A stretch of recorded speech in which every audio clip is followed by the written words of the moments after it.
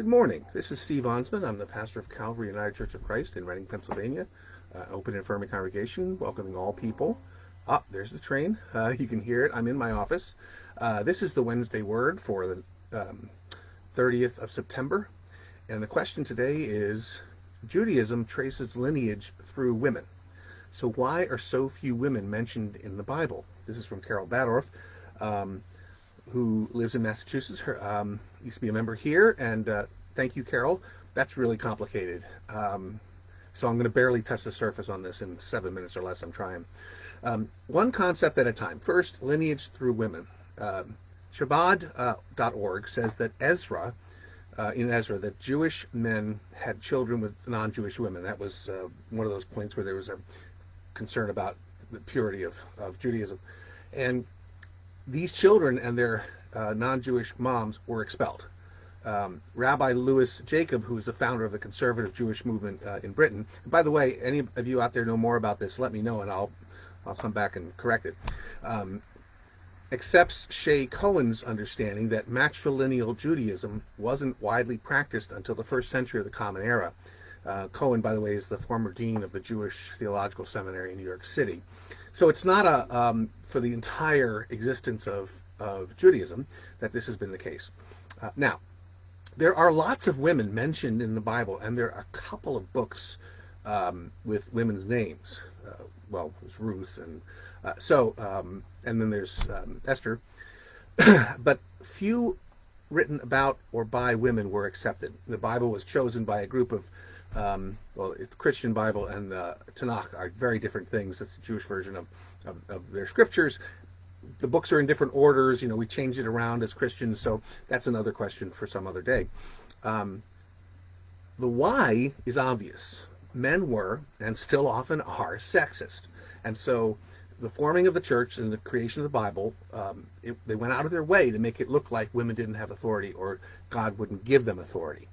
For instance, we know that Jesus sent men and women out to do his work, yet we're only told that there were 12 men as the inner circle. I say this because the list varies from gospel to gospel. The names are different about the men. So obviously there were more than 12 men, right, that were in leadership. Therefore, when he sends 70 out, it's not just men. It's women, men. Whether they got mentioned, how they got mentioned, is probably based on who their friends were or who was in. It's all often about power and authority. We know that Jesus spoke of women in very encouraging ways, but even when he did, whoever wrote the scripture didn't put their names in. The woman at the well in John 4 becomes, at least in John, the first evangelist of the church, but she's not named. The woman in Mark 14 who anoints Jesus, he says that wherever the gospel is proclaimed in the whole world, Mark 14 says, what she has done will be told in remembrance of her, and yet there's no remembrance of her name. Why is that? Well, you figured out what I said before. Even Mary Magdalene, one of the closest companions of Jesus, one of his closest disciples, is sullied centuries later by a tradition that says she was a prostitute. Although the scriptures never really clearly make any indication, only that she was from Magdala, which was, I guess, where a lot of prostitutes were. So it's biblically incorrect, and yet it's there. There are women lifted up as paradigms of strength who are named, like Rahab, who was actually a prostitute, Deborah, who was a judge, the Syrophoenician woman who snaps back at Jesus and changes the whole trajectory of his ministry. She's also not named, right? We don't have a name for her. The problem with Scripture is that women are left out of authority.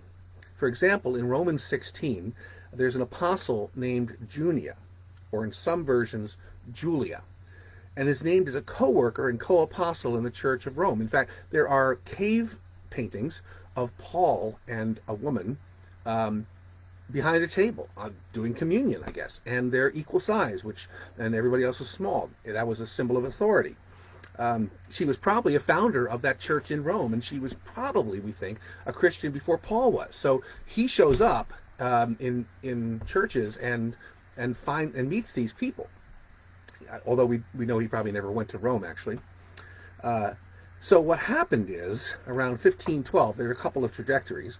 There was a biblical scholar, and I'm going to mess the name up, named Jacques Lefebvre d'Etaples. Forgive me for my French. He changed it to Junius, a man's name. And then Martin Luther, the great reformer, continued to use Junius, that's because the ending is male, in the German version of the Bible. Interestingly, though, in 1712, Matthew Henry was a biblical compiler, used Junia, and William Barclay, in 1955, used Junius, but spoke of Junius as a woman, even though Junia is the feminine. Theologians over the last 40 years have spoken of her as female, but I think the damage was done. But if you go back, there's another trajectory where a man named Giles of Rome in the 13th century solidified the use of Junius, and that Junius was male. So there are lots of women in the Bible. We can see their activities, although they are often not mentioned, again, because men are sexist. And the Bible was written probably mostly by men, although Isaiah, it's believed, had 3 authors, and one of them may have been a woman. The different writing styles. If you want to learn more about this, there's plenty of places you can go, but this is why women are denigrated. Jesus accepted them, lifted them up, encouraged them, empowered them, and men then decided to ignore Jesus, which is our sin. So that's all the time I have. Please share this, like it. Tune in next Wednesday. If you have a question, you can send it to me through Facebook or by email.